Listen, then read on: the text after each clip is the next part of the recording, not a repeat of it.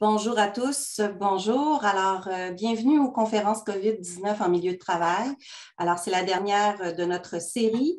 Cette série de conférences a été produite avec la collaboration, évidemment, du Réseau de santé publique en santé au travail, mais aussi l'ESPUM. Et donc, cette présentation est accréditée par la Faculté de médecine de l'Université de Montréal.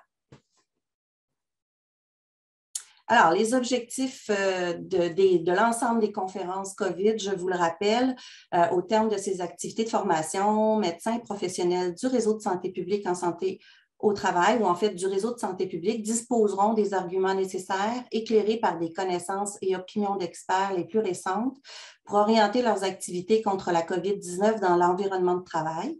Vous avez reçu ou recevrez le programme détaillé de la série de conférences aujourd'hui.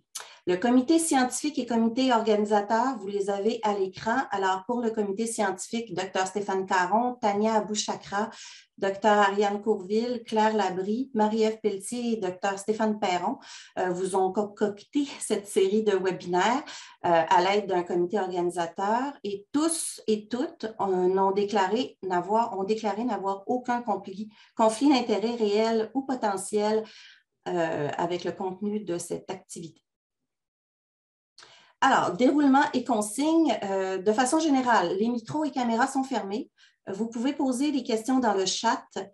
En deux temps, je ne suis pas certaine que ça s'applique. En fait, on va plutôt, vous pouvez en continu inscrire vos questions dans le chat.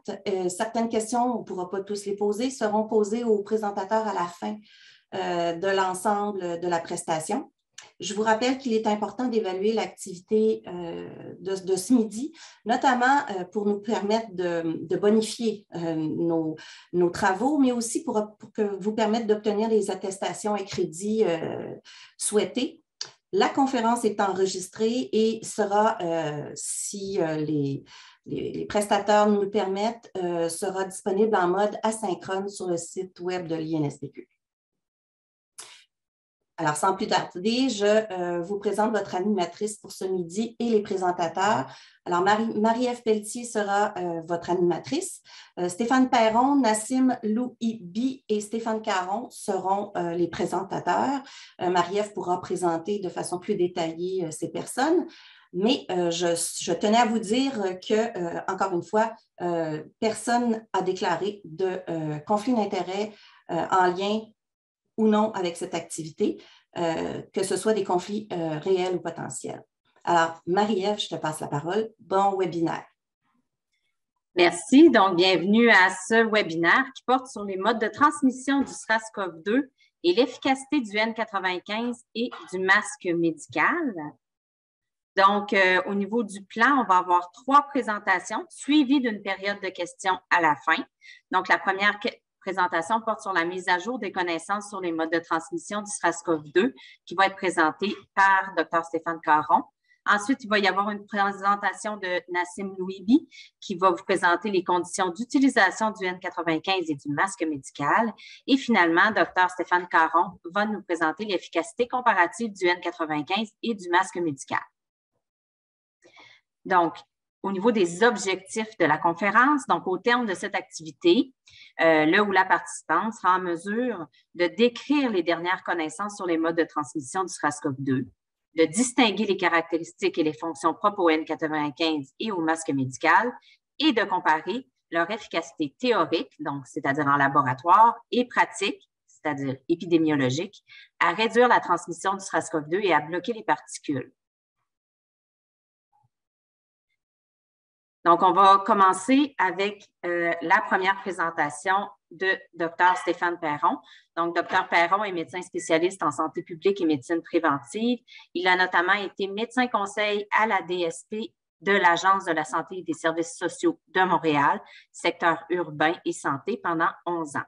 Il a également été responsable médical à la direction régionale de la santé publique du CIUS du centre-sud de l'île de Montréal pendant 2 ans, avant de se joindre à l'équipe de la direction de la santé environnementale et de la toxicologie de l'INSPQ en 2018. Le Dr Perron est également depuis 2013 médecin clinicien à la clinique de médecine du travail et de l'environnement du CHUM. Il est également professeur adjoint de clinique au département d'épidémiologie et de biostatistique depuis 2011 et au département de médecine sociale et préventive de l'Université de Montréal depuis 2007. Donc, Dr. Perron, à vous la parole. Bonjour tout le monde, vous m'entendez bien? Oui. Donc, bonjour. Aujourd'hui, je vais commencer la présentation par les modes de transmission. Mais avant toute chose, il y a une partie sur la méthodologie que je dois vous dire pour les 3 présentations. Comme vous savez, la présentation est basée sur une recension des écrits qui a été faite par l'INSPQ et ses collaborateurs des régions. La méthodologie pour les modes de transmission, surtout ce qui est trait aux aérosols et aux fomites, ainsi que l'efficacité comparative du N95, ainsi que des caractéristiques du N95 ont été basées sur une approche systématique de la littérature dans les dernières années. Cette recension, par contre, n'a pas la prétention d'être une revue systématique, c'est vraiment une revue narrative. Puis il y a certains aspects importants, dont l'efficacité comparative du N95 des masques médicaux, qui a été aussi basée sur les dernières méta-analyses qui ont été faites dans la littérature scientifique. Donc, je commence sur les modes de transmission. C'est un sujet que vous avez entendu parler tous et chacun régulièrement, mais je pense que c'est assez important de revenir quand même sur les modes de transmission. La terminologie, comme vous savez, depuis plus d'1 an, l'INSPQ utilise la terminologie suivante, c'est-à-dire qu'on ne parle plus de gouttelettes, mais vraiment d'aérosols et de gouttes. Avant, les gouttelettes, c'était vraiment ce qui était aérosol trachéobronchique et particules nasopharyngiennes. Maintenant, on les met dans les aérosols parce que c'est toutes particules inhalées. Maintenant, les caractéristiques de ces aérosols-là, c'est que les particules nasopharyngiennes, c'est toutes particules en bas de 100 microns vont se déposer partout dans le nasopharynx, comme vous voyez ici. Trachéobronchique, c'est toutes particules aussi en bas de 15 microns, mais généralement, les plus de 15 microns ont de la misère à frayer leur chemin. Alvéolaire, c'est 5 microns moins. Les gouttes, c'est vraiment des particules de plus de 100 microns qui généralement ne sont pas inhalées, mais projetées. Pour toute la projection est surtout à proximité. Les modes de transmission, s'il y a quelque chose qui était assez unanime durant toute la pandémie, c'est assez clair, c'est que le SRAS-CoV-2 se transmet surtout à proximité par déposition de gouttes ou d'aérosols sur une muqueuse ou par inhalation d'aérosols de toute taille. L'enjeu, c'est que personne n'est vraiment capable de délimiter qu'est-ce qui est le plus important, mais c'est clair que les 2 modes contribuent, mais on ne sait pas dans quelle part. Certaines investigations d'éclosion ont démontré une transmission du SRAS-CoV-2 à plus de 2 mètres lorsque plusieurs personnes étaient présentes pendant une période prolongée dans un endroit restreint, sans masse médicale au couvre-visage dans des endroits ventilés inadéquatement. Ça a été vraiment quelque chose qui a été vu tout le long de la pandémie. C'est la position, entre autres, de l'OMS et des CDC, de toutes les organisations nationales de santé publique que l'on connaît. Pour ce qui est des fomites, encore une fois, la transmission indirecte du SRAS-CoV-2 par les fomites, théoriquement possible. Transmission clairement et uniquement attribuable au contact des fomites serait plutôt rare. Ça reste très difficile à démontrer hors du contexte expérimental avec des animaux de laboratoire. Puis, c'est ça, les CDC américains mentionnent que la transmission par les fomites n'est pas considérée comme un mode fréquent de transmission relativement aux autres modes de transmission. La présence d'ARN de SRAS-CoV-2 dans le système digestif a été démontrée par des tests d'amplification nucléique et quelques études ont réussi à cultiver le virus dans les selles. Puis il y a des auteurs qui soulèvent l'hypothèse d'une transmission fécale-orale ou par aérosolisation, mais à notre connaissance, la littérature ne démontre pas de cas sans équivoque démontrés d'une telle transmission. Il y a des hypothèses, il y a des enquêtes d'éclosion qui ont suggéré que c'était peut-être possible, très rare, mais il y avait toujours des facteurs confondants qui rendaient ça très difficile de démontrer, bien honnêtement. Les modes de transmission, souvent on perd de vue que c'est le SRAS-CoV-2, ce n'est pas comme une particule inerte normale. Ça dépend vraiment de plusieurs facteurs, l'agent infectieux. Ça dépend aussi de l'émetteur, du récepteur, de l'environnement. Et l'ensemble de ces facteurs et leur interaction doivent être considérés afin de caractériser les modes de transmission qui sont propres à chaque micro-organisme et chaque situation.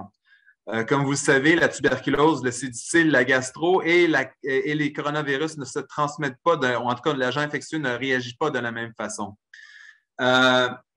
Ni l'émetteur, récepteur, environnement, tout ça joue effectivement. Là.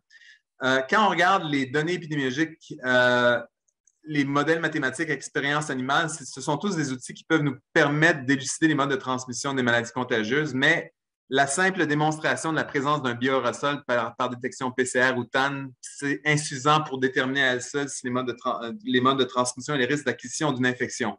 Je reviens à la charge, c'est pas complexe, c'est assez complexe et il y a beaucoup d'inconnus là-dedans, mais c'est pour ça que l'épidémiologie devient assez importante à ce niveau-là aussi. Donc, quelques considérations théoriques très importantes. La charge virale de la personne infectée, c'est maximal dans la première semaine pour les voies nasopharyngées. Puis, les études subséquentes avec l'Omicron ont démontré finalement que les charges virales maximales de l'Omicron chez les personnes non vaccinées étaient très similaires, en fait, avec le Delta.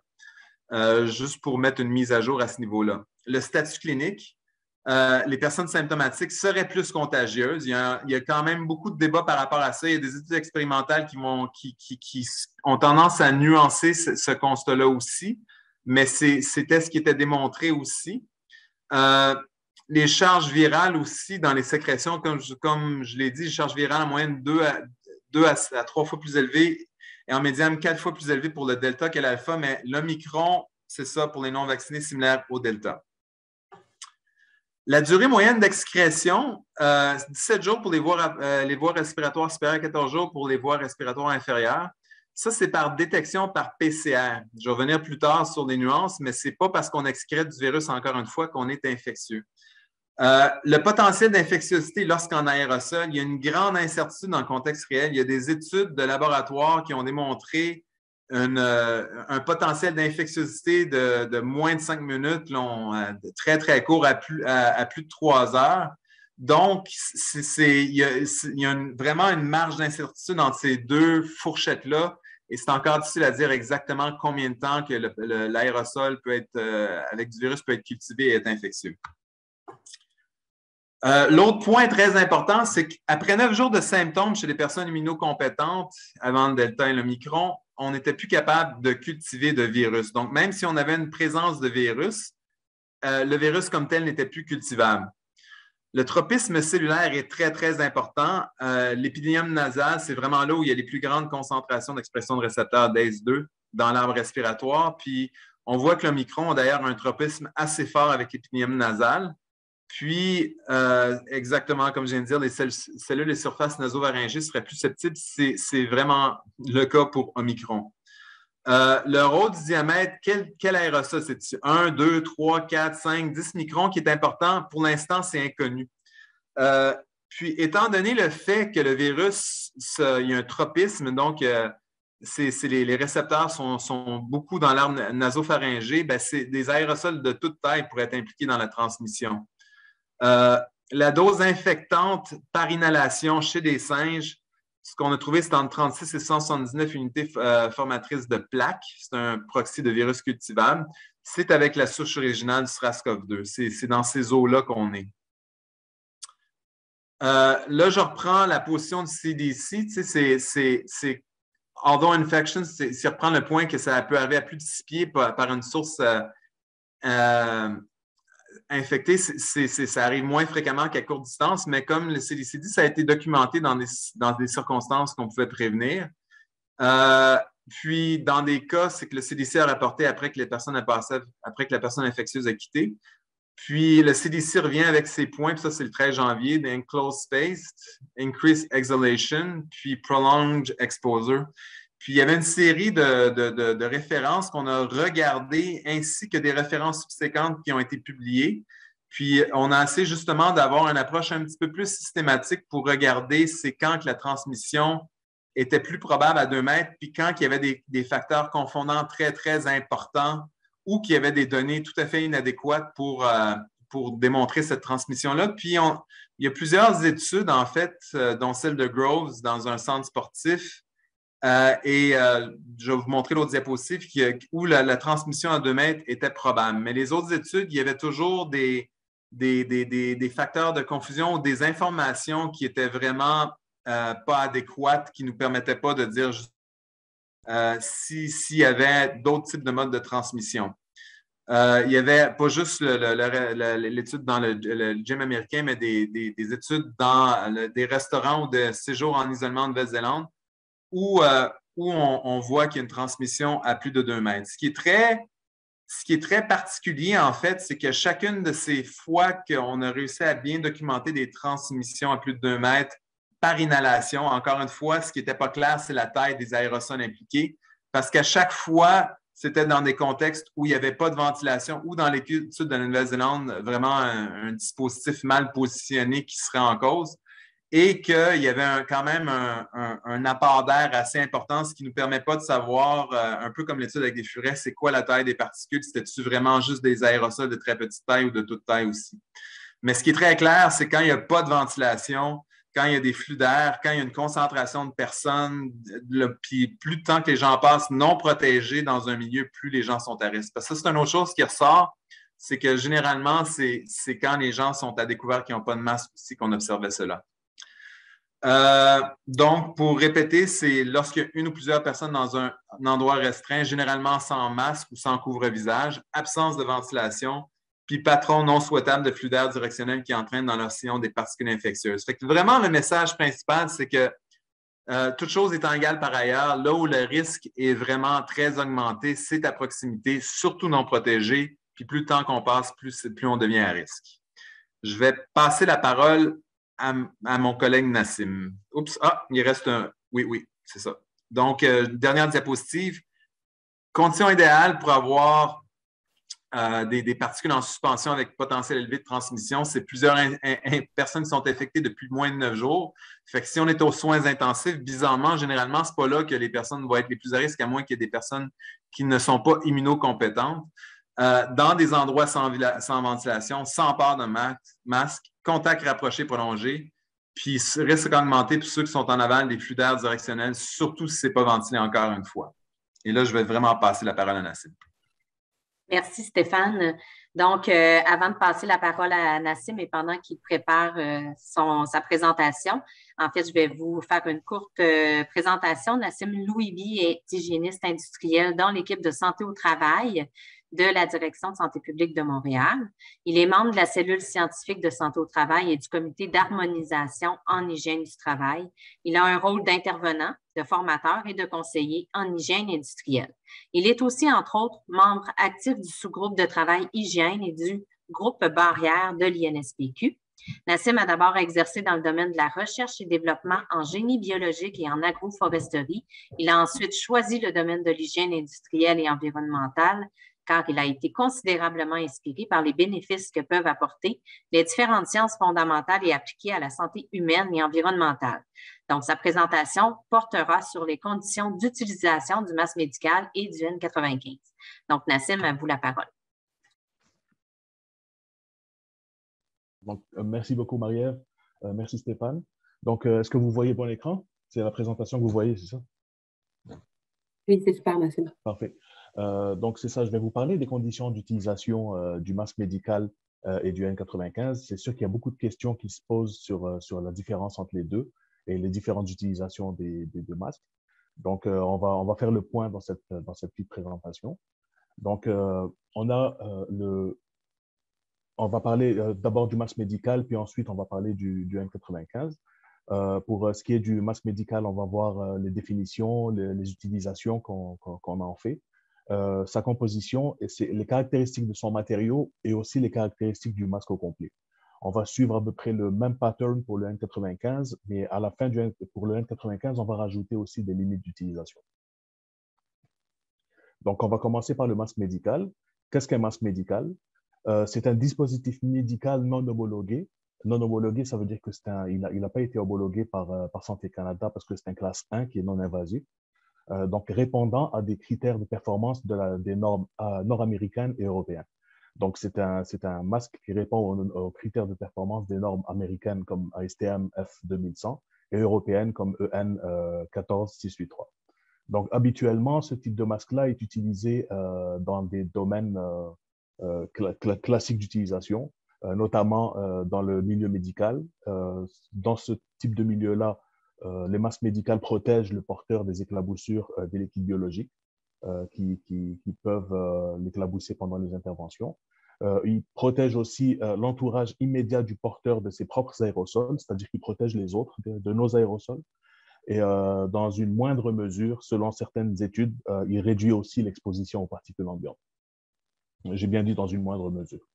Donc, dans les milieux de travail aussi spécifiques, des milieux de travail spécifiques comme le domaine de la microélectronique, l'alimentation, surtout des domaines qui ont besoin vraiment d'avoir des salles blanches puis des salles aseptisées, exemple de résidus. Donc, les travailleurs portent leur masque médical pour protéger les produits et l'environnement de travail des excrétions buccales et nasales expirées par le porteur.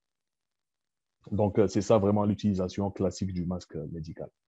Donc, si on passe par la composition du masque médical, on passe à la composition du masque médical. Le masque médical est généralement toujours composé de polypropylène, c'est un polymère, en quelque sorte, c'est du plastique. Donc, pour voir sa composition de l'extérieur vers l'intérieur, c'est-à-dire de l'extérieur vers le visage, on a 3 couches. Essentiellement, on a 3 couches. Donc, ces couches peuvent être traitées aussi avec d'autres substances, mais ça dépend des utilisations qu'on en fait. Donc, c'est ça pour la première couche, c'est une couche hydrophobe qui empêche les liquides biologiques de pénétrer dans le masque.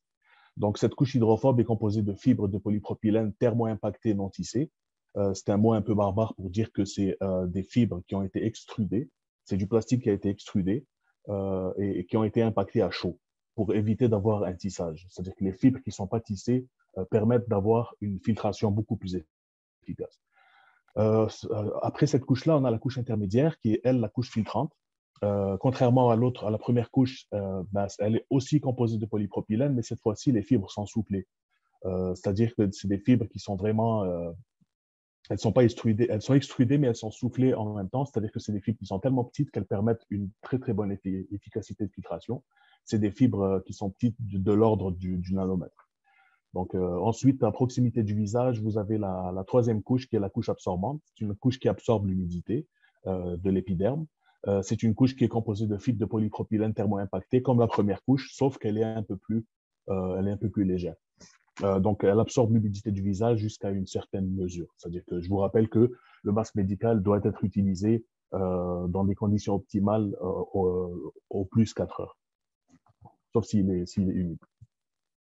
Donc, ça, c'était la composition du masque. Donc, les caractéristiques du matériau qui compose les masques, c'est-à-dire les 3 couches qu'on a vues tout à l'heure, elles ont des caractéristiques qui ont été normées par la norme ASTM F2100 puis la norme européenne aussi. Donc, les 5 principaux facteurs qui ont été normés sont la filtration bactérienne, la filtration particulaire, la respirabilité, la résistance aux éclaboussures et la résistance aux flammes. Donc, pour ce qui est de la filtration bactérienne et la filtration particulaire, donc, vous pouvez voir que pour les différents niveaux de protection, on a à peu près des pourcentages similaires d'efficacité de filtration, c'est-à-dire supérieur à 95 puis à 98 aussi. Donc, que ce soit pour la norme américaine ou européenne. On s'entend ça, c'est la capacité de filtration du matériau, c'est-à-dire que c'est une capacité de filtration qui a été faite en laboratoire. Donc, pour ce qui est de la respirabilité, nous avons la respirabilité qui est à peu près similaire pour tous les masques aussi. Cette respirabilité est très importante pour permettre le passage des particules par le matériau filtrant et pour éviter aussi qu'il y ait beaucoup plus de fuite sur les côtés pour permettre l'air de passer là où il faut. Donc, on a aussi la résistance au splash test, c'est-à-dire la résistance aux éclaboussures. Ce type de résistance-là est très important pour ce type de masque et c'est cette résistance-là qui permet de différencier les différents niveaux, de déterminer les différents niveaux de protection du masque qui est utilisé en milieu médical. Donc, pour ce qui est de la norme américaine, nous avons trois niveaux de protection. Donc, c'est un splash test qui a été effectué avec du sang synthétique. Puis là, ça dépend vraiment, les niveaux dépendent vraiment de la pression exercée par ce splash. Donc, on a des masques résistants à des éclaboussures de 80 mm de mercure. Ça correspond au niveau 1. Ça correspond à des éclaboussures de type veineuse. Donc, vous avez le 120 mm de mercure correspond à des éclaboussures sur des interventions qui génèrent des éclaboussures de type artériel. Et puis, vous avez le 60 mm de mercure, ça correspond à des interventions de type orthopédique qui génèrent beaucoup d'éclaboussures. Donc, vous avez la norme européenne vous voyez qu'elle correspond, par le splash test, elle correspond au niveau 2 de la norme américaine. Donc, si vous avez, par exemple, une intervention orthopédique, vous ne pouvez pas utiliser, par exemple, le EN 14683 type de R. Vous devez utiliser un niveau 3 parce que lui, sa résistance au splash test correspond vraiment au niveau 2. Donc, ça, c'est grosso modo les caractéristiques. Puis, on a aussi la résistance aux flammes. C'est toutes des résistances de classe 1. Ben, la norme européenne ne contient pas cette norme-là, mais c'est ça. Quand on met du plastique sur le visage, on ne veut pas qu'il prenne feu. Donc, les caractéristiques du masque médical au complet. Là, on a vu les caractéristiques du matériau. Et là, on va voir les caractéristiques du masque médical en tant que tel. Donc, si vous faites une comparaison entre les deux, là, j'ai fait une représentation un peu, grosso modo, le système respiratoire. Là. Donc, vous avez un continuum de particules normalement, un continuum de diamètre, pas de particules, de diamètre. Donc, nous, ce qu'on va faire, c'est qu'on a juste sélectionné deux diamètres différents pour voir le contraste puis voir le comportement des deux. Mais généralement, il y a surtout un continuum de diamètre. Donc, on a le premier diamètre qui est les grosses gouttes qui sont plus balistiques, ou les éclaboussures qui sont supérieures à 100 micromètres. Et on a les petits aérosols qui ont un diamètre inférieur à 100 micromètres qui, eux, restent plus dans l'air puis peuvent être respirés facilement. Donc, quand on a une personne qui ne porte pas de masque médical, il respire beaucoup d'aérosols qui vont profondément dans le système respiratoire, mais aussi, il reçoit aussi les éclaboussures de grosses gouttes supérieures à 100 nanomètres. Et ces éclaboussures-là viennent se loger dans les voies respiratoires supérieures. Mais aussi, il émet des éclaboussures qui peuvent contaminer d'autres personnes autour de lui. Donc, ça, c'est dans le cas où il n'y a pas de masque. Si la personne porte un masque médical, là, c'est une dynamique un peu différente. Donc, on a les aérosols qui continuent de rentrer dans le système respiratoire parce que ce n'est pas un appareil de protection respiratoire, mais ça réduit un peu la quantité d'aérosols. Vous avez les gouttes balistiques qui sont complètement bloquées par le masque. Puis vous avez aussi les gouttes balistiques qui sont émises par le porteur, qui sont aussi bloquées, qui protègent les autres. Donc, vraiment rappeler qu'il n'y a aucune étanchéité sur ce type de masque-là, puis ce n'est pas un appareil de protection respiratoire. Donc, il y a aussi un autre facteur qui est très important, qui est souvent mis de côté, c'est le blocage électrostatique des aérosols. Donc, pendant le masque, c'est essentiellement du plastique. Donc, pendant le procédé d'extrusion et pendant la manipulation aussi, il génère de l'électricité statique parce qu'il n'est pas rigide, parce que les couches bougent l'une par rapport à l'autre, il y a de la friction qui se fait. Donc, cette énergie, cette charge électrostatique permet de bloquer certains aérosols aussi qui permettent de réduire leur absorption par la personne qui le porte. Donc, maintenant, on va parler du N95. Qu'est-ce que le N95? Le N95, c'est un appareil de protection respiratoire. C'est un appareil de protection respiratoire à épuration d'air, à pièce faciale filtrante. L'une des particularités de ce type de masque-là, c'est que la pièce faciale est elle-même filtrante, contrairement à d'autres types d'APR qui ont, par exemple, un élastomère puis des cartouches filtrantes. Lui, c'est lui-même, c'est le masque, c'est sa structure qui filtre les particules. Donc, c'est ça sa particularité. Donc, c'est une pièce faciale filtrante de type demi-masque qui protège celui qui le porte contre les risques d'inhalation de particules. Donc, l'appareil de protection respiratoire a vraiment été créé pour réduire l'inhalation de particules. Donc, vous avez une personne qui porte son masque N95, vous avez des particules qui sont considérablement réduites, mais pas totalement parce que c'est un masque qui n'est pas supposé réduire toutes les particules à zéro, mais il réduit considérablement la quantité de particules respirées.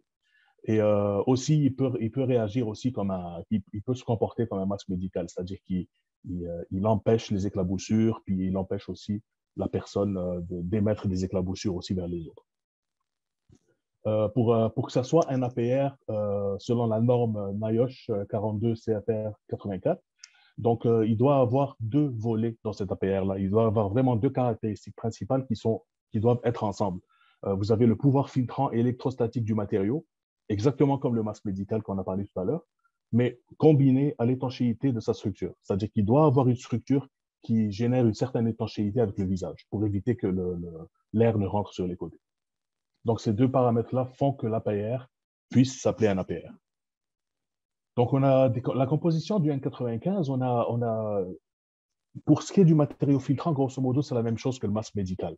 Donc, on a du polypropylène thermo-impacté non tissé, c'est la même chose. Mais la caractéristique, c'est vraiment la structure, les éléments structurants qui permettent au masque d'avoir une rigidité puis de coller au visage. C'est surtout qu'ils utilisent le polyester, des élastomères thermoplastiques et des mousses de polystyrène polyuréthane. Ça, c'est vraiment des polymères qui peuvent donner une structure au masque, puis la structure reste rigide longtemps. Donc, classification des matériaux qui composent le N95. Généralement, dans la nomenclature, en voyant la nomenclature, vous pouvez voir qu'il y a une certaine classification déjà. Quand vous avez N95, le N, qu'est-ce que ça signifie? En fait, la première lettre signifie le niveau de résistance à l'huile, au brouillard d'huile. Parce que vous savez que l'huile, en contact avec les polymères organiques, peut les altérer très rapidement. Et donc, on a des polymères qui deviennent vraiment pas filtrants quand il y a de l'huile, quand ils sont exposés à de l'huile. Donc, on a plusieurs classes de résistance à l'huile. Donc, vous avez la classe N, R et P. Le N, c'est non résistant à l'huile. Le R, c'est résistant à l'huile, c'est-à-dire qu'il peut avoir quelques petites éclaboussures. Et le P, ça veut dire qu'il est à l'épreuve de l'huile, c'est-à-dire qu'on peut l'utiliser à l'intérieur des brouillards d'huile. Donc, ça, c'est le N. Dans ce cas-là, le N95, on voit très bien que c'est un masque qui n'est pas résistant à l'huile. Donc, ne pas le porter quand quelqu'un fait de la friture, par exemple, dans un brouillard d'huile.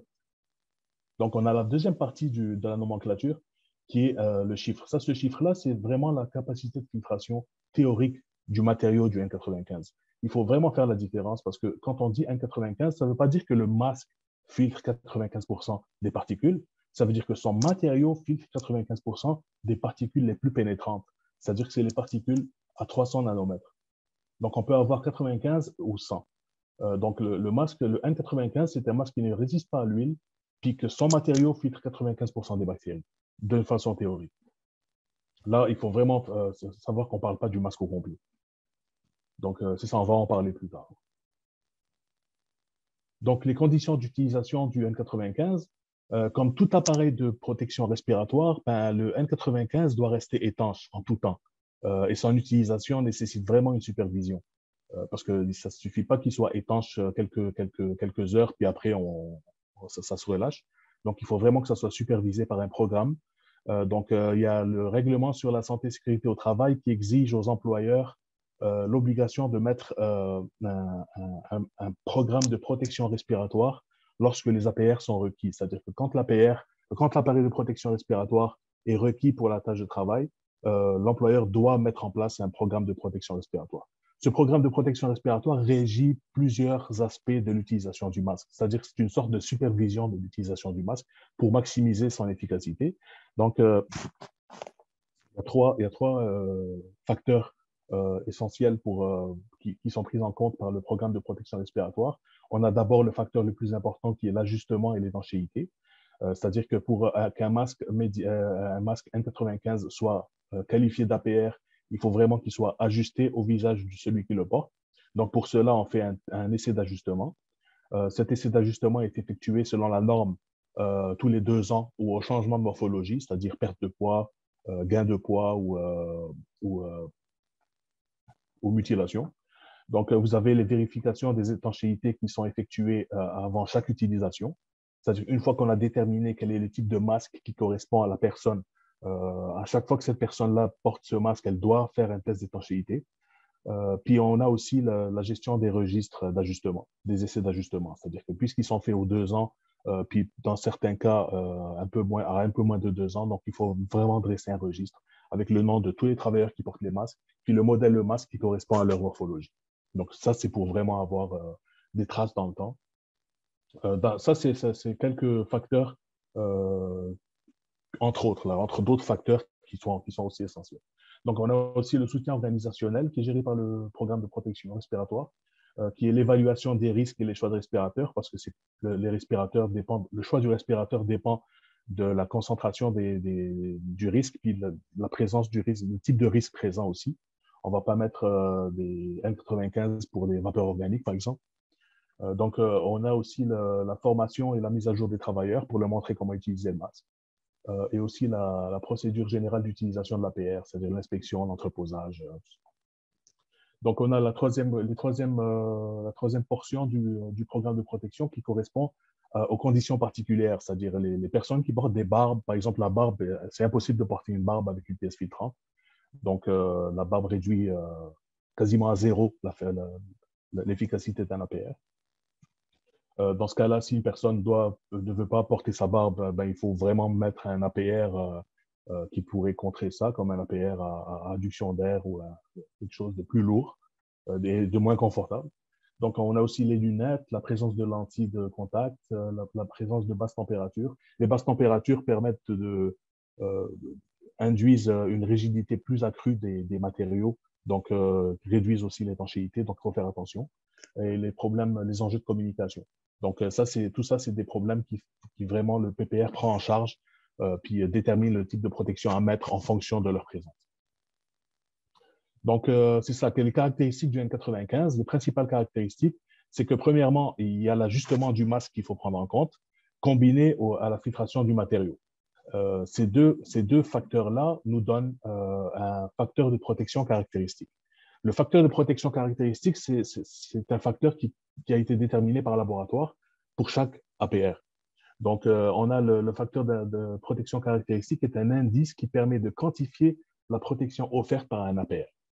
Donc, si on fait un test d'ajustement qualitatif, c'est-à-dire avec le Bitrex ou la saccharine, c'est-à-dire que pour vérifier le goût avec la cagoule, le test qualitatif normal, ce type de test-là assure un facteur de protection, une fois qu'il est réussi, assure un facteur de protection de 10 pour les APR à filtration d'air.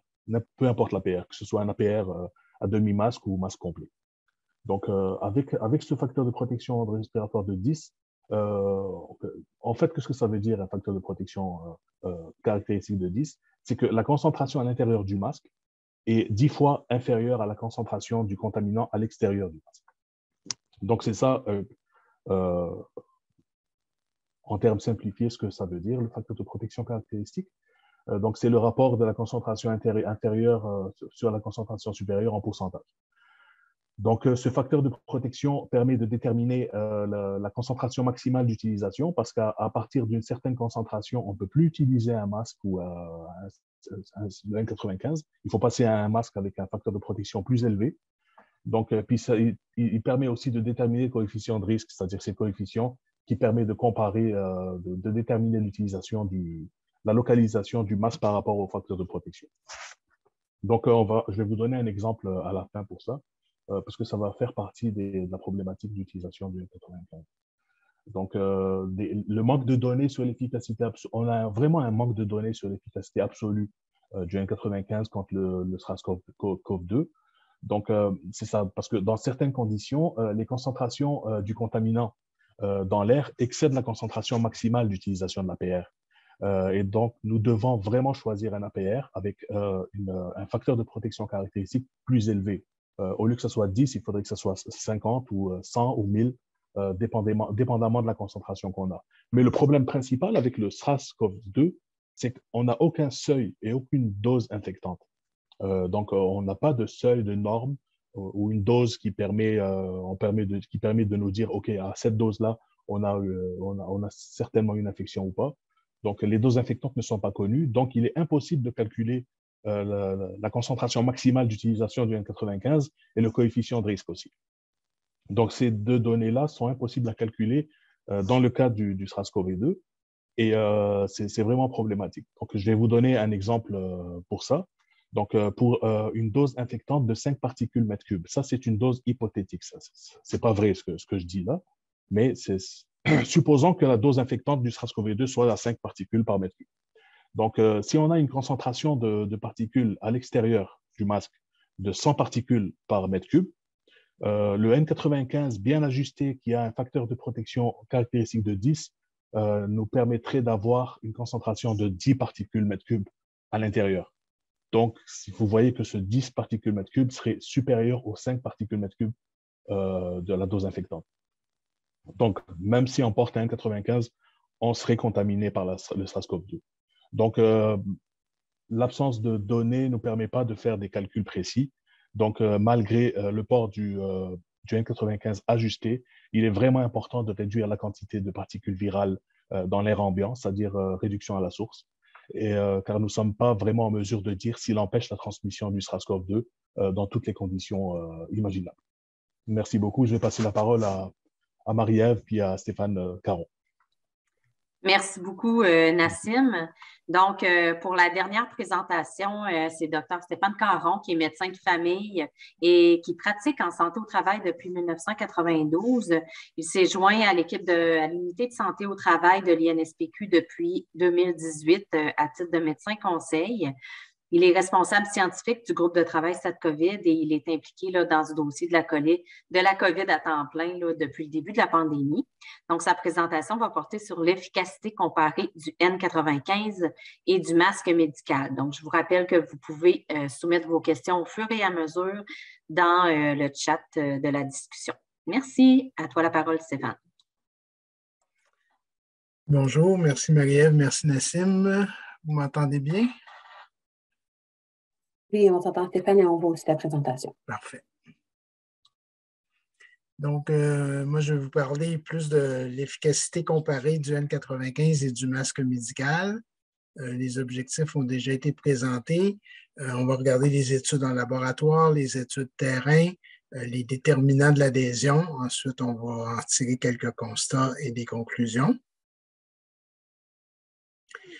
Donc, pour ce qui est des études en laboratoire, on trouve dans la littérature principalement deux types d'études. Les études qui regardent plus la capacité des matériaux, du matériau à filtrer, comme Nassim vient de vous parler. Donc, il y a deux méthodes là, qui sont utilisées, une pour les normes ASTM et une autre pour les normes NIOSH, qui utilisent des méthodes d'échantillonnage différentes, pas d'échantillonnage, mais d'analyse différentes sur lesquelles on va revenir.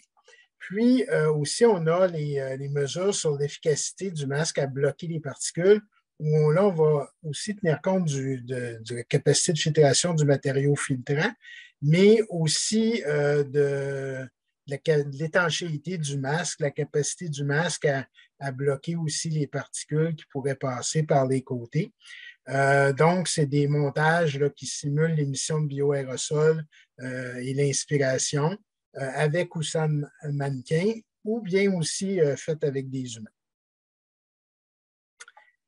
Donc, je vous parlais tantôt des deux méthodes là, pour vérifier la capacité de filtration des matériaux.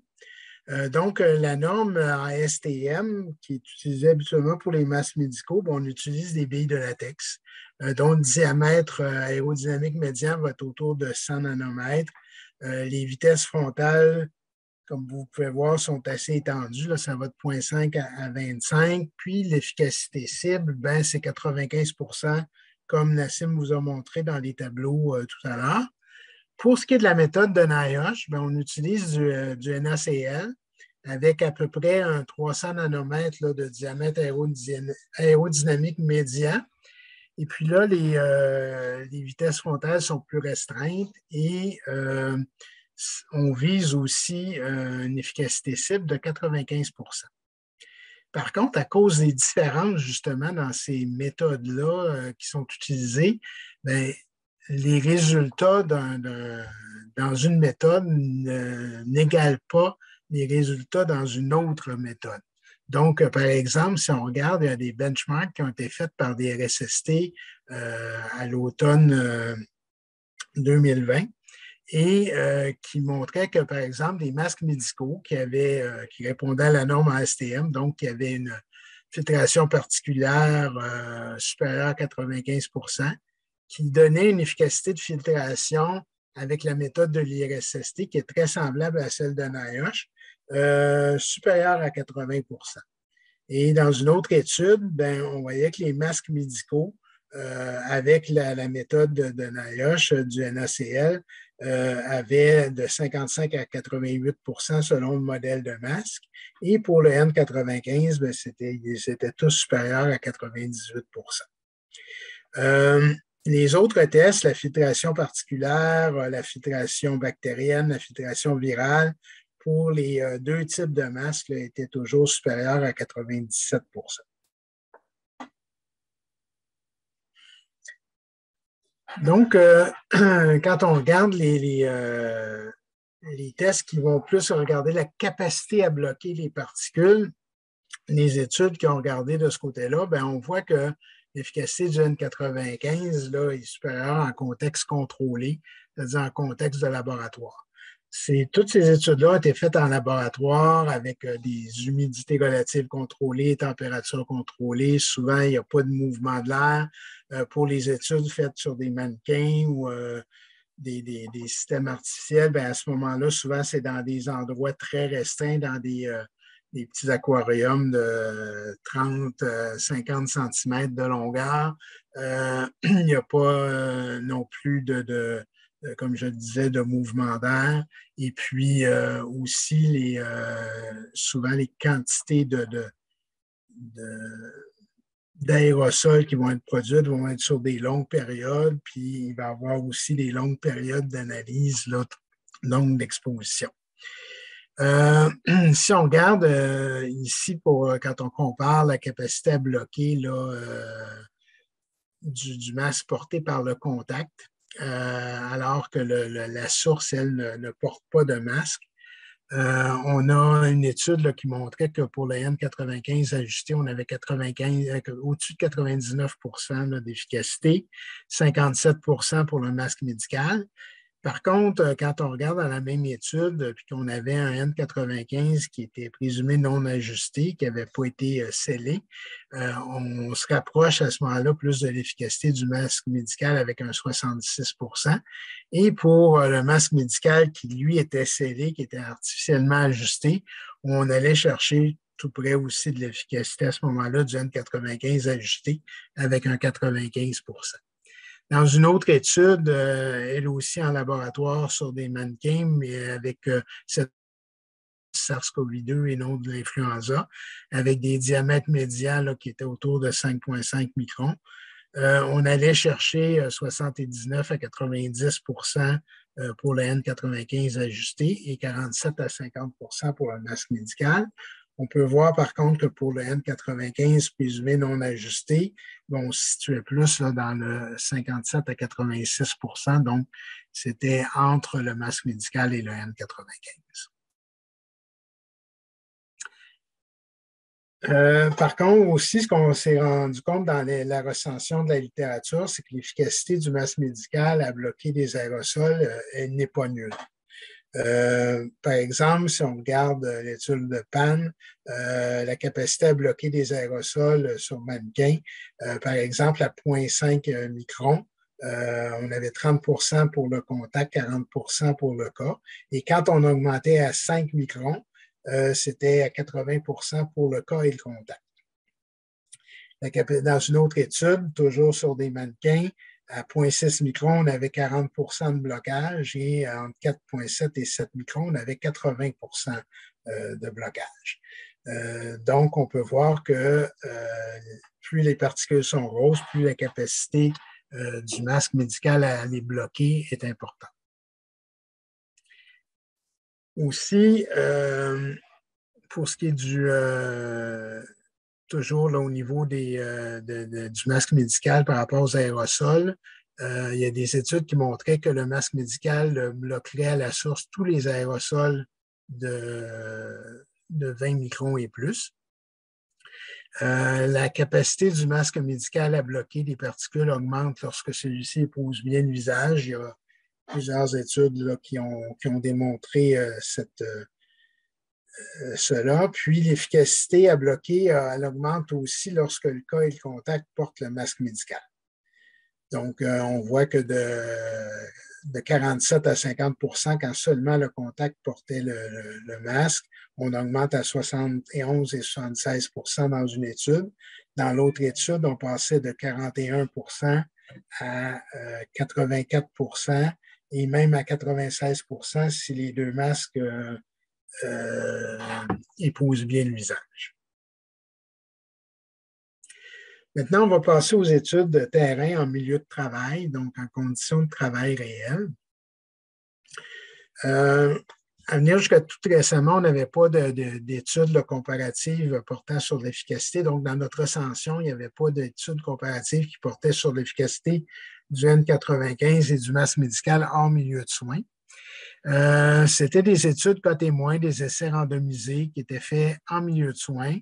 Et l'efficacité à réduire la transmission qu'on regardait, c'était par rapport à l'influenza et au SRAS-CoV. Dans les études, les N95 étaient habituellement ajustés. L'utilisation était encadrée par un programme de protection respiratoire. Les résultats allaient dans les deux sens. Il y a des études qui montraient qu'il n'y avait pas d'infériorité du masque médical par rapport au N95 et dans d'autres études, on voyait une plus grande efficacité du N95. Le choix qui a été fait par les auteurs de la revue de littérature de l'Institut, ça a été de regarder principalement les revues systématiques avec ou sans méta-analyse qui avaient été publiées là, récemment. Donc, il y a 9 études qui ont été trouvées, 9 revues qui ont été trouvées. De ces 9 études-là, il y en a 6 qui ne permettaient pas de démontrer une infériorité du masque médical par rapport au N95 en contexte de soins. Il y en avait 3 qui suggéraient que le N95 serait supérieur au masque médical comme moyen de protection. Il y en a une de celles-là qui était seulement une revue systématique, là, il n'y avait pas de méta-analyse. Autant d'un côté comme de l'autre, toutes les études ont des forces et des limites. Pour plus de détails là, sur ces forces et ces limites-là, ben, je vous invite à vous référer là, à la revue de littérature, à la recension. Il y a 2 études qu'on voulait souligner qui ont été publiées après la recension. Donc, l'étude de Dessert, l'enquête québécoise des travailleurs de la santé, qui montrait qu'avec le N95, on avait une diminution de 30 du risque d'infection par rapport au masque médical. Mais les auteurs mentionnaient eux-mêmes que ça doit être interprété avec prudence compte tenu des limites méthodologiques de l'enquête. Il y a aussi récemment, au niveau un MMWR qui a été publié avec une étude là, cas témoin négatif, test négatif. C'est la première étude là, qui comparait masque médical et N95 et aussi les couvre-visages en dehors des milieux de soins. Fait qu'on voyait une diminution du risque de tester positif de 66 avec des intervalles de confiance là, qui étaient statistiquement significatifs. Et même chose là, pour le masque, le N95 à 83 de diminution du risque de tester positif. L'utilisation en tout temps d'un masque médical ou d'un N95 qu'un N95 en milieu public intérieur réduit le risque de tester positif au SRAS avec un rapport de cote ajusté de 0,44. Ça, c'est les conclusions des auteurs.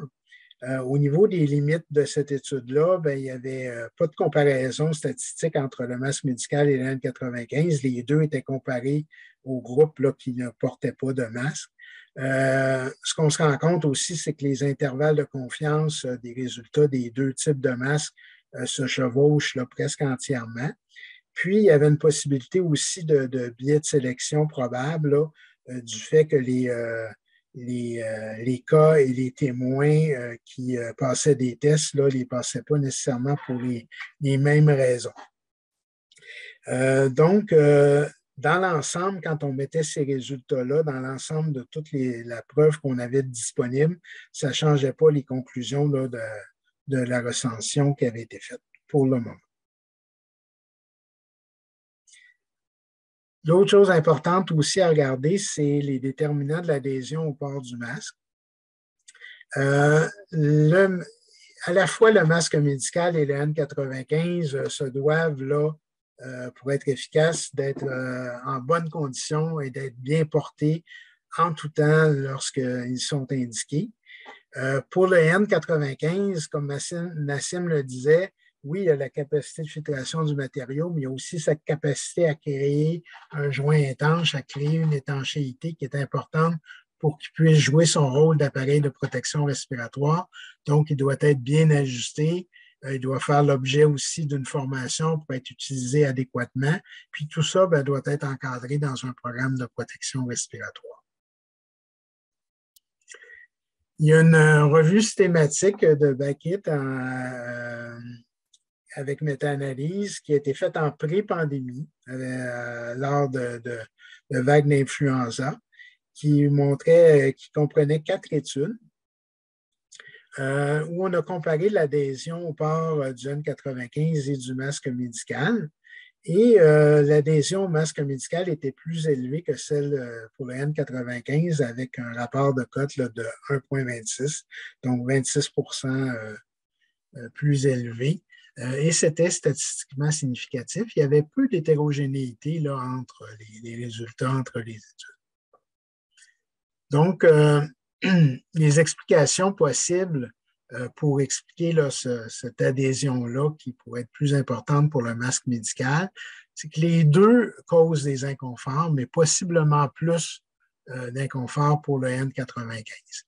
L'inconfort, ça reste quelque chose de subjectif. Il y a un essai clinique randomisé du début des années 2010 de McIntyre qui montrait que chez les travailleurs, 42% se plaignaient d'inconfort avec le N95 porté 5 heures par jour, tandis qu'avec le masque médical, on était à 10%. Puis, il y a une étude d'observation aussi sur un petit nombre d'infirmières, seulement 10, mais où 22% enlevaient le masque à cause de l'inconfort.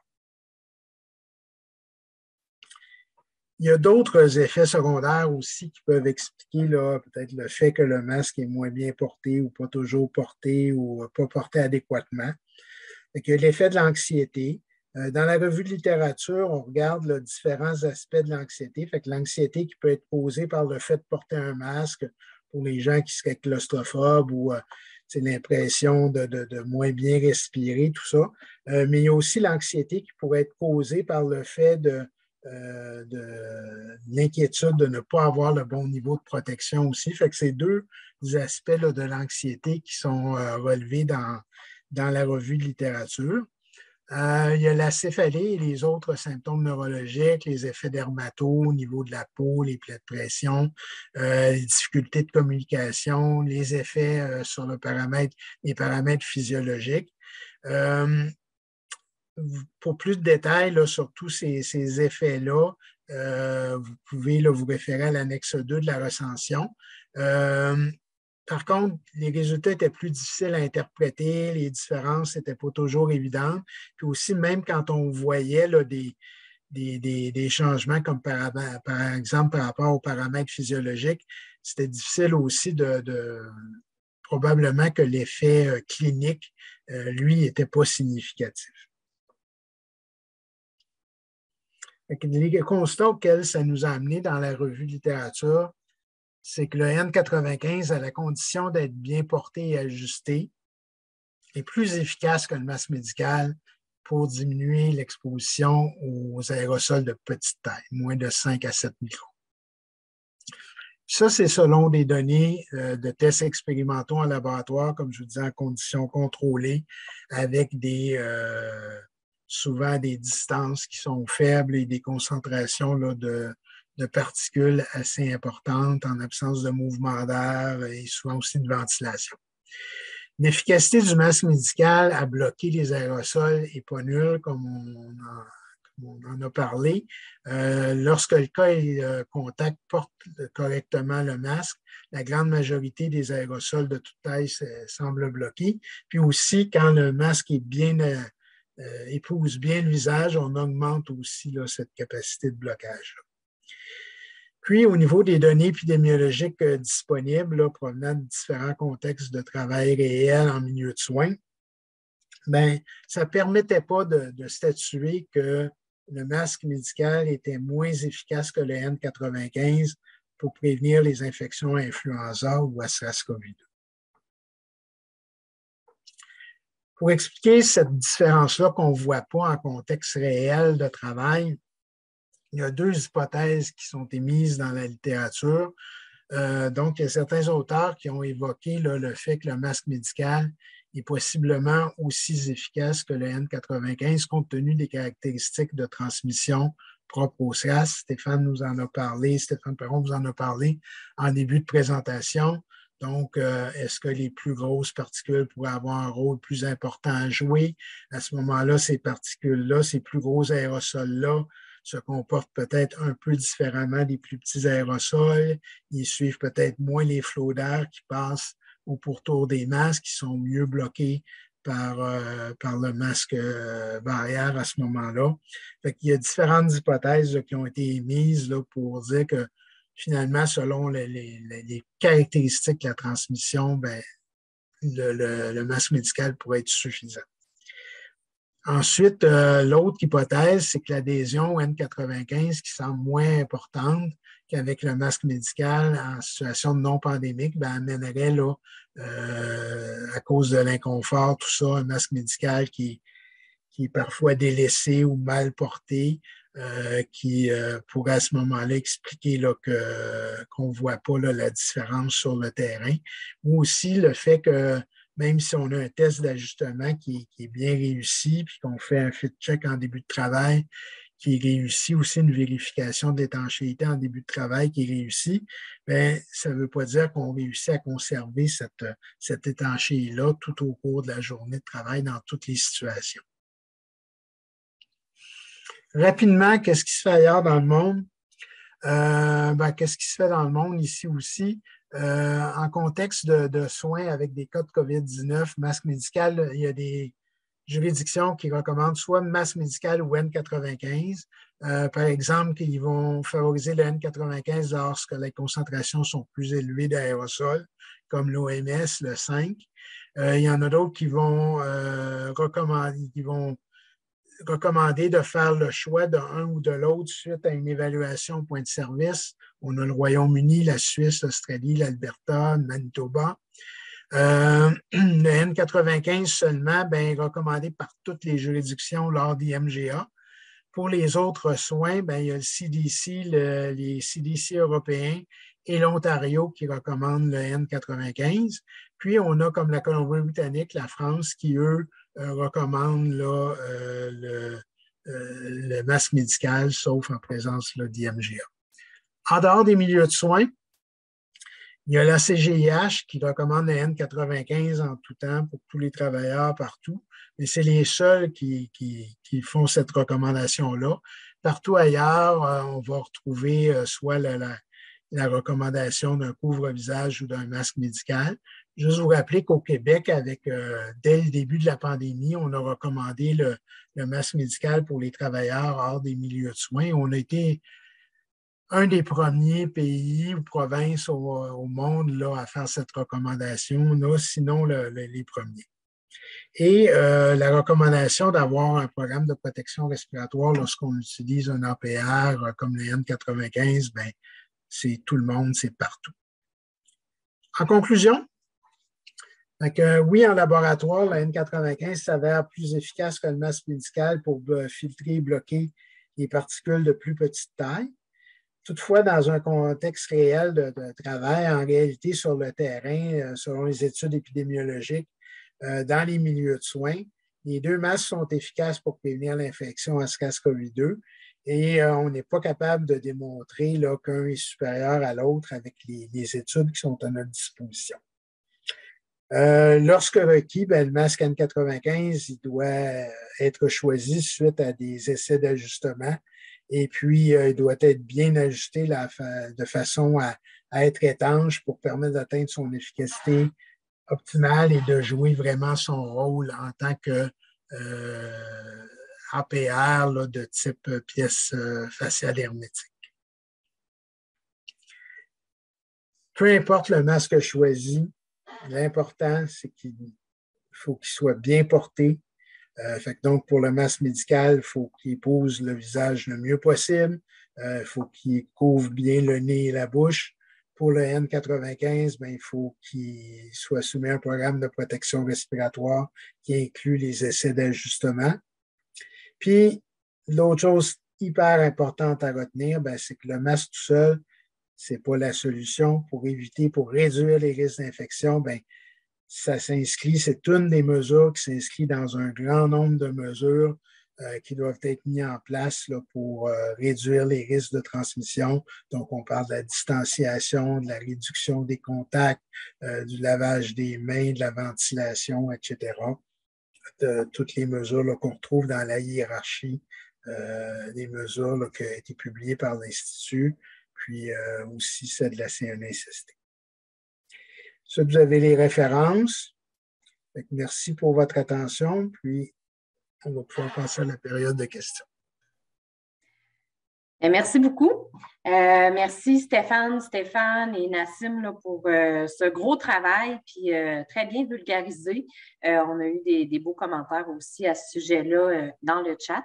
Donc, je vous rappelle tout le monde, on va passer à la période de questions. Je vous rappelle que vous pouvez là, écrire vos questions directement. Je vais les voir, puis je vais les diriger à la bonne personne.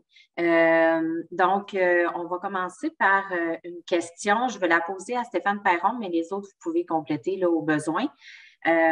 Pour les travailleurs des eaux usées, est-ce qu'on a au Québec un protocole? Je pense que c'est pour la COVID, là, ça n'a pas été spécifié, mais par exemple, les vaccins et tout ça. Je ne pourrais y répondre. Je ne sais pas c'est quoi la réponse, mais il y a Caroline ici qui saurait probablement, là, mais je ne sais pas s'il y a un protocole pour le travailleur des eaux usées. Désolé. Je ne sais pas Steph ou Nassim. Par rapport à la vaccination COVID, il n'y a pas eu de protocole particulier. Il y a eu des priorisations qui ont été faites là, par le gouvernement, comme pour tous l'ensemble des travailleurs là, en fonction du risque, mais il n'y avait pas de protocole particulier. Par contre, au milieu des années 2000, il y a eu un programme d'intervention intégré pour les risques biologiques qui a été fait au Québec, pour lequel lors duquel là, la vaccination contre l'hépatite A a été recommandée là, pour les égoutiers en fonction de l'évaluation du risque qui avait été faite à ce moment-là là, par rapport à la transmission là, par les eaux usées. Parfait, merci. Nassim, il y a quelqu'un qui demande pourquoi les lentilles sont une condition particulière pour le port du N95. C'est une excellente question. Les lentilles ne sont pas vraiment une condition particulière, mais c'est l'une des conditions qui sont prises en compte dans le programme de protection respiratoire. Donc, quand on porte un APR, un appareil de protection respiratoire, si par exemple on est exposé à des poussières ultra fines ou des poussières irritantes, il y a le NIOSH puis l'AIHA qui ont démontré que ces poussières-là peuvent facilement rentrer entre les lentilles et la cornée. Et ça pourrait générer des risques à la sécurité, surtout si le masque est porté constamment. Donc, on est obligé de tout enlever pour aller nettoyer l'œil et tout ça. Donc, le fait d'avoir des lentilles permet de modifier le choix du masque qu'on doit utiliser. Par exemple, si ça dépend du type de poussière qu'il y a dans l'environnement de la personne. Dans ce cas-là, on peut, par exemple, si une personne porte des lentilles cornéennes, on peut lui proposer un masque facial complet pour éviter d'avoir des choses qui rentrent dans les yeux. Donc, ça dépend vraiment du jugement de la supervision du PPR qui est mise en place. Mais ce n'est pas particulièrement le N95, là. Ce n'est pas vraiment un rapport entre les deux. Parfait. Merci. Stéphane Caron, comment peut-on bien ajuster un masque médical? Est-ce qu'il y a des recommandations spécifiques à ce sujet? Non, il n'y a pas comme tel de recommandations spécifiques, mais comme pour le N95, il y a différents modèles de masques médicaux, il y a différentes façons de faire et de différents types de masques. Donc, il faut bien choisir un masque qui colle le plus possible au niveau des joues, qui a une languette ajustable au niveau du nez aussi, qui couvre bien là, sous le menton. Il y a certaines études comme Brooks, Clapp aussi, qui ont démontré différents instruments ou méthodes là, pour augmenter, comme par exemple de faire un petit twist là, au niveau des élastiques, de faire un nœud là, au niveau de des élastiques proches du masque. Il se vend aussi des équipements là, qui peuvent, des espèces d'anneaux là, qui viennent augmenter l'adhésion au niveau du visage. Il y a aussi le CDC qui a recommandé là, de mettre, par exemple, un masque, un couvre-visage par-dessus un masque. Mais il n'y a pas vraiment de démonstration claire, nette et précise de qu'est-ce qui est bon, qu'est-ce qui n'est pas bon. Chaque chose a ses avantages et ses inconvénients. L'important, c'est que si on utilise une de ces méthodes-là, c'est de s'assurer qu'elle ne vient pas augmenter le jour ou fait qu'il y en a des fois qui vont faire un twist au niveau des élastiques, puis ça va augmenter les trous de chaque côté des joues. Bien là, ce n'est pas un bon truc, ce n'est pas une bonne façon là, d'améliorer l'adhésion. J'ai mis sur le chat un lien Internet du CDC qui montre un petit peu des différentes méthodes. Mais il faut garder en tête aussi, encore une fois, que même si on n'a pas un ajustement parfait, quand les deux portent le masque médical, on va quand même chercher la plupart des particules.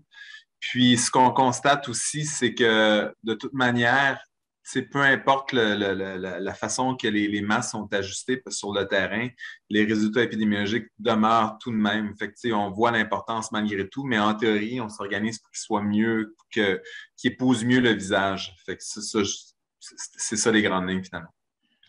Puis de choisir le bon masque, c'est pas un masque qui va faire à tout le monde. Parfait. Une question pour Stéphane Perron. Est-ce que la transmissibilité d'Omicron influence l'efficacité comparative du masque médical versus le N95 et a-t-on des données probantes? On n'a pas de données épidémiologiques.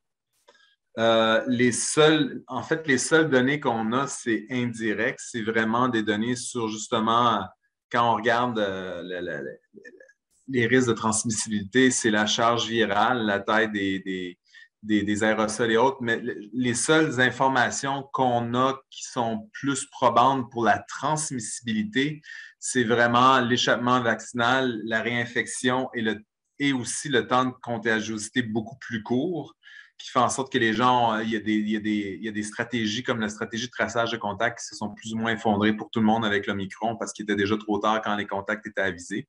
Mais autrement, au point de vue fondamental et biologique, on regarde présentement pour voir s'il y a des différences, puis on n'est pas capable, surtout par rapport à Delta, on n'est pas capable d'en voir d'un point de vue théorique. Fait qu'on présume, mais que d'un point de vue pratique, c'est un peu ce qu'on va observer, c'est que les différentes mesures en place sont probablement aussi efficaces qu'ils l'étaient avec les autres virus. Puis quand on discute avec les gens sur le terrain qui font les différentes enquêtes, du moins ceux qui ont fait des enquêtes avant que les enquêtes arrêtent, c'est un peu ce qui ressort aussi. En gardant en tête qu'aucune protection n'est parfaite, que le masque médical n'était pas parfait, que le N95 n'était pas parfait, qu'il pouvait quand même avoir des gens qui étaient infectés, mais malgré tout, les mesures en place qui étaient assez efficaces pour le Delta, qui semblent avoir des caractéristiques, encore une fois, assez similaires au niveau viral à l'Omicron. Demeure. Puis, un dernier point, ce qu'on voyait avec l'Omicron aussi, c'est qu'étant donné que le temps de contagiosité était plus court, on voyait que la charge virale maximale était atteinte plus rapidement aussi qu'avec le Delta. Ça semble être le cas, mais il y a encore des mesures, il y a encore beaucoup d'incertitudes par rapport à ça. Merci. Nassim, combien de fois peut-on porter un masque médical et un N95 dans les lavants? Ben, écoutez, si vous les lavez, ça dépend de ce qu'on veut dire par laver. Il y a le lavage à l'eau et au savon, ça, c'est pas recommandé. Mais pour le N95, je sais que quand il y avait une pénurie, on réutilisait les N95. Puis dans certaines conditions particulières, on utilisait une désinfection aux vapeurs de peroxyde dans une chambre hermétique. Ce n'est pas tout le monde qui peut faire ça. Ça, le but, c'est vraiment d'éviter l'altération de la structure du masque et de la texture du masque aussi. Donc, pour ce qui est du masque médical, il n'y a aucune étude qui prouve que le fait de le laver pourrait garder une efficacité correcte. Mais par contre, il y a des études qui montrent que l'efficacité de filtration diminue considérablement quand il est lavé. Mais ça n'inclut pas les masques qui ont été autorisés à être lavés par les fabricants. Quand le fabricant fait un masque qui a été conçu pour être lavé, là, il n'y a aucun problème de faire ça. Mais pour le masque médical, je conseillerais de ne pas le laver puis le réutiliser. Comme comme les masques BNQ, par exemple. Les masques, c'est ça. Les masques BNQ, on a certains fabricants qui autorisent un certain nombre de lavages, mais ça, c'est vraiment, ça a bien été testé en laboratoire, il n'y a pas d'improvisation là-dedans. Donc, si c'est autorisé par le fabricant, il n'y a pas de problème. Mais sinon, si il n'y a aucune mention de ça, il vaut mieux éviter de faire ça. Excellent, merci. Stéphane Caron, pour les gens qui vont retourner dans les gyms, est-ce qu'ils devraient porter des masques médicaux en tout temps ou serait-il préférable qu'ils portent des N95?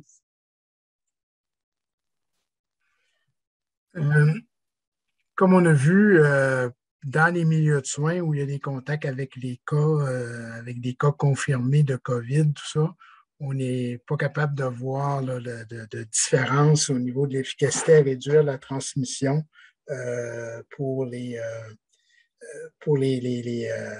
entre le masque médical et le N95. Il y a un autre document là, qui vient d'être publié la semaine dernière là, d'une aide à la décision aussi là, par l'Institut par rapport justement à l'utilisation dans les milieux de travail autres que les milieux de soins. Où aussi, là, on regarde ça, puis la recommandation du N95, de considérer le N95, c'est plus lorsqu'il y a présence de cas. Donc, pour ce qui est des gyms actuellement, là, ce qui demeure recommandé, là, c'est le masque médical. Je rajouterais un autre point, c'est que si on veut des N95 pour avoir l'efficacité théorique, parce qu'en pratique, on n'a pas, il faudrait que le N95 soit ajusté, ce qui ne se fera pas. Les données épidémiologiques dans les gyms démontrent qu'effectivement, il y a beaucoup de transmission, mais ce n'est pas associé au port du masque lorsque les gens portent le masque. Les enquêtes qui ont été publiées, entre autres, démontraient quand même que ceux-là étaient protégés. Mais c'est clair que c'est à partir du moment que les gens ne portent pas le masque, surtout s'il n'y a pas de ventilation, comme l'enquête qui a été faite aux États-Unis où il n'y avait aucune ventilation, aucun apport d'air frais, même s'il y avait des climatiseurs. Là, c'est des conditions très, très à risque dans les gyms, mais autrement, pour venir sur ce point-là, non fit testé, il n'y a pas vraiment d'avantage théorique. Dans un gym, exiger l'N95, il y a aussi des considérations de faisabilité qui sont très importantes, là. Puis le masque médical, déjà, si les gens le portent, ça va être beau. Fait que c'est ça qu'il faut mettre l'emphase dessus pour l'instant, du moins quelque chose qui serait porté, là. Okay. Stéphane Caron, est-ce que vous pensez que les travailleurs peuvent utiliser les effets secondaires comme argument de ne pas porter un N95 et est-ce qu'il est de notre responsabilité d'informer les travailleurs de ces effets secondaires? C'est sûr que les effets secondaires, ils sont là, ils sont présents, ils existent. Puis ils ne sont pas seulement pour le N95, il y a des effets secondaires aussi au port du masque médical. C'est sûr qu'effectivement, c'est important dans le cadre d'un programme de protection respiratoire, quand on donne de l'information, d'aviser les travailleurs des possibles effets secondaires. Est-ce que ça peut être une raison pour refuser de porter le masque? Non. Quand il y a effectivement une indication de porter un N95, bien, même s'il y a des effets secondaires possibles, il faut porter ce N95-là bien ajusté selon ce qui est recommandé par le programme de protection respiratoire. Par contre, c'est sûr qu'on peut mettre en place différentes mesures administratives ou autres pour diminuer ces effets-là indésirables, puis aussi, ben, de regarder différents modèles de masques qui pourraient être peut-être plus confortables ou qui amèneraient moins d'inconfort pour les personnes, moins d'effets secondaires, tout en permettant un ajustement là, tout à fait adéquat. Parfait. Puis, parlant d'ajustement, est-ce qu'il pourrait y avoir de potentiels effets néfastes à ce que les N95 soient utilisés sans être bien ajustés, donc en dehors des conditions reconnues par un programme de protection respiratoire, tant d'un point de vue individuel que populationnel? C'est sûr que si le principal effet secondaire, moi, que je verrais, ou l'effet néfaste que je verrais, c'est la fausse sécurité, c'est de penser que de porter un N95 sans être ajusté, qu'on est aussi bien protégé qu'avec un masque ajusté.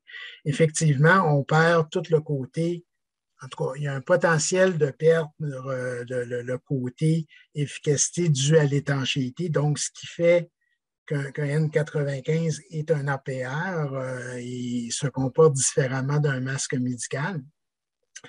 Donc, à ce moment-là, effectivement, ce serait le principal effet néfaste ou secondaire.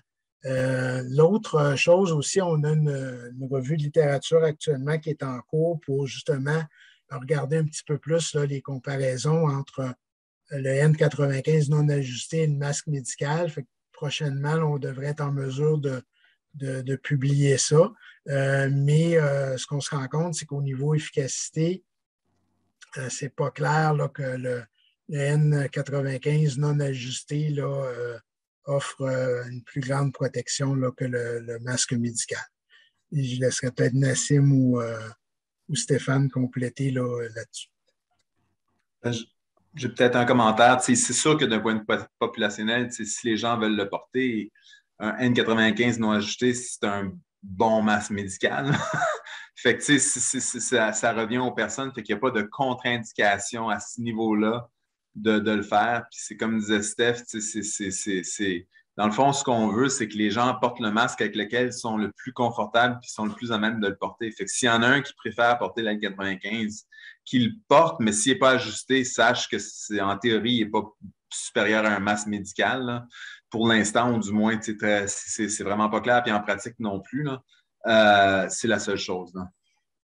J'aimerais rajouter aussi que veut pas, le N95 est beaucoup moins confortable que le masque médical. Donc, c'est ça, ça va dans le sens de ce que disent mes collègues. Si vous mettez un masque, un N95 qui n'est pas ajusté, qui est à peu près équivalent au masque médical, ça n'en vaut pas la peine parce qu'il est moins confortable. Puis, il risque d'être de plus en plus manipulé par la personne. Parce que moins il est confortable, plus il est manipulé. Donc, et plus il est manipulé, plus on peut introduire l'agent infectieux à l'intérieur du masque. Excellent. Est-ce que, Stéphane Perron, il existe des études sur l'utilisation de l'APR en milieu industriel ou la qualité de l'utilisation, puis qui pourrait être pertinente ou complémentaire aux données sur la COVID? Une excellente question, puis la recension des écrits ne portait pas sur ce sujet-là, fait qu'on n'a pas recensé, mais c'est clair que cette question-là est d'une très grande pertinence parce que au-delà, comme Nassim l'a présenté durant sa présentation, le N95 est particulièrement important pour les processus industriels où la qualité de l'air requiert le port d'un APR pour se protéger des effets toxicologiques à long terme. Donc, on ne l'a pas regardé spécifiquement. Je n'ai pas de réponse à donner spécifiquement là-dessus. Puis la plupart du temps, c'était ceux qu'on a vus de façon très superficielle. Ne regardaient pas, c'est ça qui est plus touché, c'est qu'ils ne regardaient pas les effets à long terme, mais ils regardaient vraiment c'était quoi les conditions, parce qu'on ce serait difficile de voir de toute façon, mais les conditions optimales pour le port du masque. Mais je dois admettre qu'on n'a pas trop regardé. Puis, il faut se dire aussi, les conditions d'utilisation ne sont pas tout à fait les mêmes toujours aussi avec le N95 en milieu de soins versus les N95 en milieu industriel, parce que les N95 en milieu industriel, ils ont été conçus, en fait, les N95, puis Nassim, tu me corrigeras là-dessus, ont été conçus au départ pour avoir des utilisations ponctuelles dans des situations de travail avec une forte exposition, mais ils n'ont pas été conçus pour être portés pendant 8 heures de temps. Puis dans les milieux de soins, c'est ça qu'on voit beaucoup aussi. Fait que ça, c'est un enjeu, une contrainte à regarder. Mais la question est très, très pertinente parce que quand le N95 est requis dans les milieux industriels, on s'entend, on veut vraiment que les gens le portent. Là. Parfait. J'ai 2 dernières questions. Je ne sais pas si on va avoir le temps pour les 2.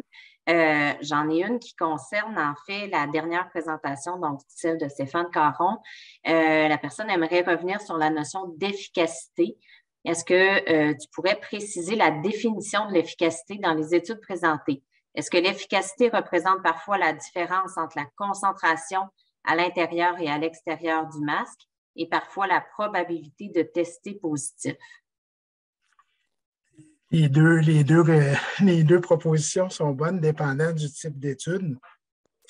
Donc, si on regarde les études en laboratoire, c'est plus la concentration là, des particules lors de l'émission ou à l'extérieur du masque versus des capteurs qui sont mis, eux, à l'intérieur du masque. Donc, on compare là, les concentrations de particules ou aussi la présence du virus aussi, soit par culture ou par PCR, là, par TAN, au niveau là, à l'extérieur du masque et à l'intérieur du masque. Pour ce qui est des études épidémiologiques sur le terrain, bien là, on regarde plus la transmission, la capacité à réduire le risque de faire la maladie. Dépendant des études, des fois, on va regarder des symptômes, puis d'autres études vont faire là, des TAN ou des PCR pour voir s'il y a eu infection ou pas. Merci. Est-ce que le rôle de la visière a pu être exploré dans les nouvelles études recensées? Est-ce que les masques et APR étaient portés seuls dans les études ou avec une visière? La plupart des études qu'on a regardées, on focusait spécifiquement sur les N95. On ne regardait pas la visière de façon indépendante. Puis la plupart des études ne regardaient pas la visière non plus de façon indépendante. C'est une question qui est très pertinente, on s'entend, surtout pour les contacts à proximité, mais on n'a pas regardé spécifiquement ça. Parfait. Avant de faire le mot de la fin, je vais essayer. Il reste 2 questions. Je me dis que je pense qu'ils sont assez rapides à répondre. On demande est-ce que les masques KN95 vendus en grande surface sont plus efficaces qu'un simple masque médical? Ben, les KN95, premièrement, il faut savoir que même le CDC, quand ils ont mis sur le site le fait qu'il fallait avoir un masque qui épouse le mieux possible le visage, quand on scrollait en bas, c'était écrit que le 60% des KN95 ne passaient pas les normes minimales de filtration avec les différentes batches non contrôlées. Puis au Québec, c'est un peu la même chose. Fait que l'enjeu avec les KN95, c'est vraiment une question, premièrement, de filtration. Sont-ils aussi efficaces que les masques médicaux puis les N95? Puis le deuxième enjeu, c'est comme appareil de protection respiratoire, les KN95, généralement, ne peuvent pas être fit testés, ajustés. Fait que ça, c'est un autre enjeu. Dans un contexte où on a un KN95 qui filtrait très bien et qui expose bien le visage, c'est sûr que ce serait un bon masque. Mais le problème, c'est qu'on ne sait pas s'il filtre bien la plupart des batchs qu'on a. En théorie, selon la norme, le matériau devrait filtrer 95% des particules submicroniques. Mais dans la réalité, ce qu'on se rend compte, c'est que des fois, c'est même moins que 30%. Souvent, là, c'est des résultats inférieurs à ceux des masques médicaux. C'est-à-dire qu'il y a un facteur de variation extrêmement élevé dans les lots de masques. On peut avoir des masques à 95%, à 100%, et on peut avoir des masques à 30% qui sont encore moins efficaces que le couvre-visage. Donc, on ne sait pas sur quoi on va tomber. Puis c'est pour ça que je prendrais avec un grain de sel l'étude du CDC qui parlait d'N95, KN95, parce que quand on regarde les multiples biais de sélection, puis quand on regarde à la fin, on se rend compte que même les couvre-visages dans cette étude-là ont une efficacité qu'on n'a vue dans aucune autre étude aussi. Fait qu'il y a des biais de sélection probablement assez importants qui distinguent les cas et les contacts, qui font en sorte qu'on a de la misère à avoir des bonnes conclusions, puis on ne sait même pas c'était quoi le pourcentage qui aurait porté N95 quand il était testé ou non. Fait que c'est pour ça que je ne me fierais pas sur cette étude-là pour dire que les KN95, c'est ce qu'il faut recommander. Puis je me fierais beaucoup plus au fait qu'il y a des problèmes de qualité de ces masques-là, puis on préfère avoir des masques de qualité à être portés. Là. Parfait. Marie-Pascale, est-ce que j'ai le temps pour une dernière ou Mini? Donc, une réponse rapide si vous êtes capable. Un infectiologue disait que le test d'étanchéité était une recommandation principalement américaine et pas nécessairement recommandée par d'autres. Est-ce le cas?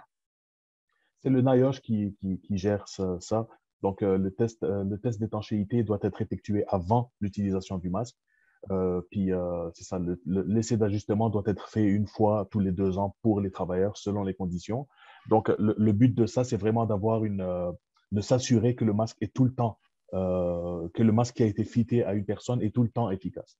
Donc, avant chaque utilisation, on doit l'utiliser. Donc, c'est vraiment une norme NIOSH il n'y a aucune organisation sur la Terre qu'on a vue là, à date là, qui disent de ne pas l'ajuster. L'OMS, le NIOSH, les différentes organisations européennes, le ICCDC, le Québec, partout, c'est la même chose. Là. Dans une autre publication qu'on a fait la semaine dernière, qui parle justement là, des tests d'ajustement puis des vérifications d'étanchéité.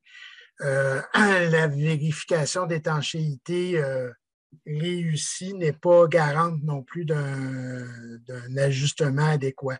Donc, on ne peut pas remplacer l'essai d'ajustement par une simple vérification d'étanchéité.